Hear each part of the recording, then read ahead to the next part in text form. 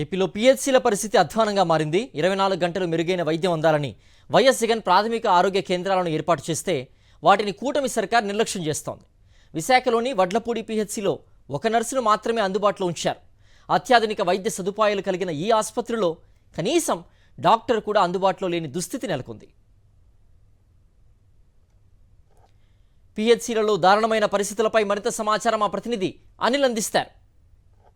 పేదవాడికి 24 గంటలు మెరుగైన వైద్య సేవలు అందించాలనే గొప్ప ఉద్దేశంతో లక్ష్యంతో రాష్ట్ర వ్యాప్తంగా మాజీ ముఖ్యమంత్రి జగన్మోహన్ రెడ్డి పెద్ద ఎత్తున పీహెచ్సీలను ఆధునీకరించి అత్యాధునిక ఎక్విప్మెంట్ అంతా కూడా అందుబాటులో ఉంచి పూర్తిగా పటిష్టపరిచారు. ప్రస్తుతం నేను గాజువాక నియోజకవర్గంలో ఉన్నటువంటి వడ్లపూడి ప్రైమరీ హెల్త్ సెంటర్లో ఉన్నాను.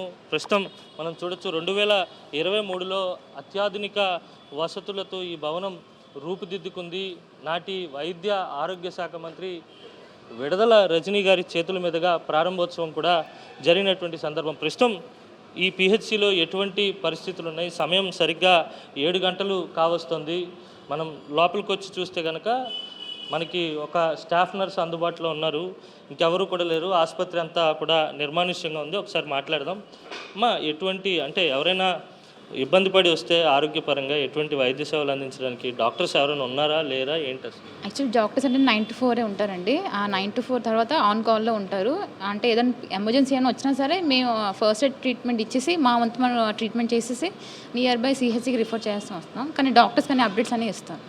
ఓన్లీ డెలివరీస్ అయితే మాత్రం ఇక్కడ డెలివరీస్ అయితే అవుతాయండి. ఇక్కడ అంటే జనరల్గా ఎంతమంది డాక్టర్స్ ఈ హాస్పిటల్లో అలాట్ అయ్యారు? 2 మెడికల్ ఆఫీసర్స్ ఉన్నారు, ఒక మేల్ ఒక female. Senior doctor Shivayya, second medical officer Swarupa Rani madam. 4 తర్వాత నుంచి 4 to 8 మార్నింగ్ వరకు మేమే చూసుకుంటాం. స్టాఫ్ నర్సులు ఉంటారు. అంటే షిఫ్ట్ వైజ్ ఉంటాం. మాకు షిఫ్ట్స్ ఉంటాయి. మార్నింగ్ ఒక స్టాఫ్ ఉంటారు, బి ఒకరు, నైట్ ఒకరు ఉంటారు. ఇదంతా కూడా మెడిసిన్స్ ఇచ్చేటువంటి రూమ్. ఇది కూడా ఎవరు లేరు, నిర్మానుష్యంగా ఉంది. ఒకవేళ ఎవరికైనా మెడిసిన్స్ కావాలంటే కనుక వాళ్ళే నేరుగా ఇక్కడికి వస్తే కనుక ఇవి ఉన్నటువంటి స్టాఫ్ నర్స్ నైట్ పూట ఈవిడ ఒక్కరే ఉంటారు. ఈవిడ ప్లేస్లో లేకపోతే ఇంకొకరు ఎవరైనా ఆల్టర్నేట్గా వచ్చేటువంటి అవకాశం ఉంటుంది. వాళ్ళు మందులు ఇస్తారు. ఏం చేయాలన్నా అత్యవసర సమయంలో రాత్రి వేళల్లో ఏం జరిగినా కానీ కేవలం ఒకే ఒక్క స్టాఫ్ నర్సు సర్వీస్ అందించేటువంటి అవకాశం ఉంటుందనేది ఆమె మాటల్లోనే మనకు స్పష్టంగా అర్థమవుతూ ఉంది. చాలా పెద్ద పిహెచ్సి సెంటర్ ఇదంతా కూడా మనం చూడొచ్చు. అత్యాధునిక సౌకర్యాలతో రూపుదిద్దుకున్నటువంటి ఈ పిహెచ్సిలో కనీసం ఒక్కరు కూడా లేనటువంటి పరిస్థితి ఉంది. వార్డ్స్ కూడా ఉన్నాయి. సార్ మనం చూడొచ్చు, పూర్తిగా బెడ్స్ అందుబాటులో ఉన్నాయి, ఆక్సిజన్ సిలిండర్స్ కూడా అందుబాటులో ఉన్నాయి. కానీ మినిమం మెయింటెనెన్స్ కూడా లేదు. పూర్తిగా ధూళి పట్టి చల్లా చెదురుగా ఈ బెడ్షీట్స్ ఉండడానికి కూడా మనం గమనించవచ్చు. ఆక్సిజన్ సిలిండర్ కూడా అందుబాటులో ఉంది, కానీ పేషెంట్స్ ఎవరు కూడా లేరు. మనం చూడొచ్చు, చాలా అత్యంత విశాలంగా ఉంది. ఆపరేషన్ థియేటర్ కూడా అందుబాటులో ఉంది.